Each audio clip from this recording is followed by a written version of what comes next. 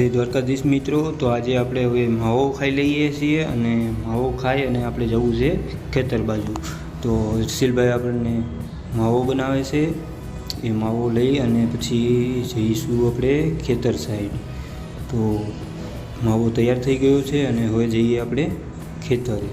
તો ચાલો મિત્રો હવે ખેતર તરફ જઈએ છીએ। તો ખેતરે આજે હું તમને બતાવું છું મસ્ત ખેતરમાં ઉગાવેલા બે પાક। તો ચાલો આપણે જોઈ લઈએ હવે। તો આ છે આપણે મગફળી।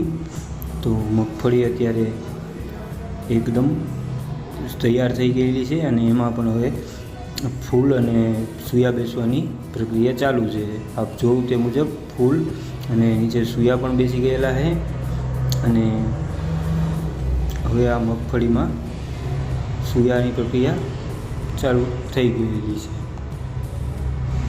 અને હવે આપણે જોઈશું ચીબડા।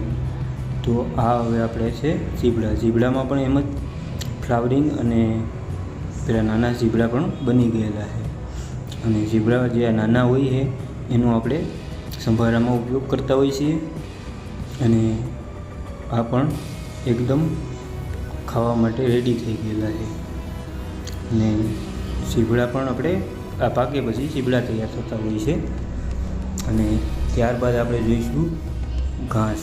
આ ઘાસ આપણે પશુઓને ચારા માટે ઉપયોગમાં લેતા હોઈએ છીએ અને તે પણ એકદમ લીલું અને પરફેક્ટ બની ગયેલું છે, જે ચારા માટે ઉપયોગમાં લઈ શકાય એવું છે। અને હવે આપણે જોઈએ નારિયેળી। આ નારિયેળીમાં પણ અત્યારે મસ્ત નારિયેળ પણ છે, જે આપ જોવો તે મુજબ એકદમ મસ્ત મજાના થઈ ગયેલા છે અને આ પણ આપણે એકદમ દેખાવમાં પણ મસ્ત છે અને પીવા માટે ઉપયોગમાં લઈ શકાય તેવા તૈયાર થઈ ગયેલા છે। અને આ છે હજુ નારિયેળ બનવા માટે રેડી છે। અને હવે આપણે જોઈશું મગ।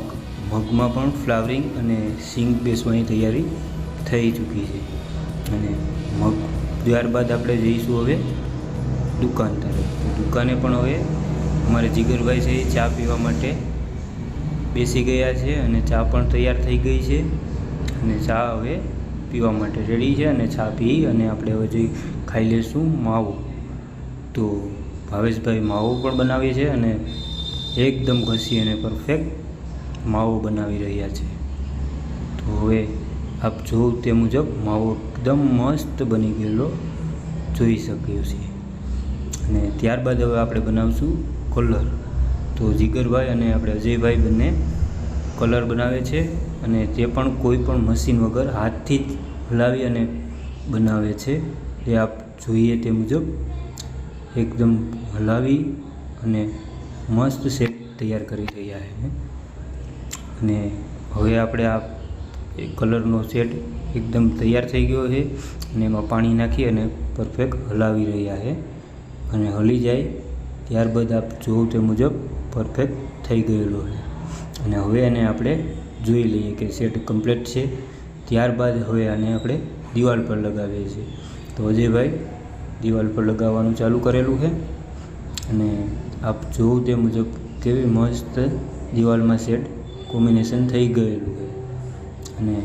અને મિત્રો આવા જ વિડીયો જોવા માટે આ ચેનલને સબસ્ક્રાઈબ અને શેર કરવાનું ભૂલતા નહીં।